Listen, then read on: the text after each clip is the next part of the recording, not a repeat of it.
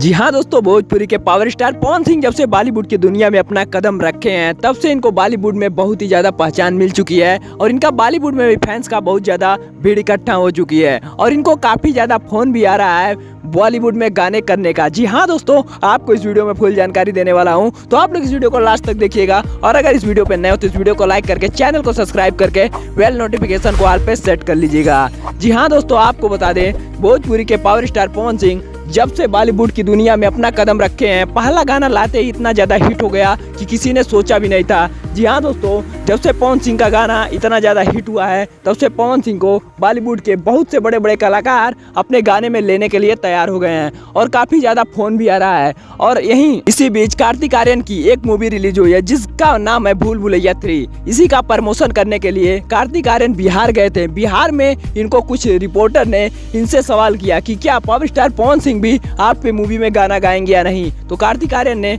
बोला कि जी हाँ, पावर स्टार पवन सिंह को भी हम अपने गाने में मौका देंगे। तो हो सकता है बहुत जल्दी कार्तिक आर्यन के साथ भी पवन सिंह का एक बहुत ही बड़ा गाना आप लोग के बीच देखने को मिलेगा। जी हाँ दोस्तों, वहीं कार्तिक आर्यन से पूछा गया कि पावर स्टार पवन सिंह का गाना कैसा लगता है आपको, तो कार्तिक आर्यन ने वहीं पे खुलासा किया कि पावर स्टार पवन सिंह भोजपुरी नहीं बल्कि बॉलीवुड की दुनिया में भी छा गए हैं और उनका गाना सबको पसंद आ रहा है। जी हाँ दोस्तों, तो आप लोग को ये खबर कैसी लगी नीचे कमेंट में जरूर बताइएगा और हमारी ऐसी और भी वीडियो देखने के लिए हमारे चैनल को सब्सक्राइब करना बिल्कुल भी मत भूलिएगा और हमारी वीडियो देखने के लिए बहुत बहुत धन्यवाद। तो मिलते हैं फिर से किसी एक और नई धमाकेदार वीडियो के साथ, तो तब तक के लिए जय हिंद, जय भारत, वंदे मातरम।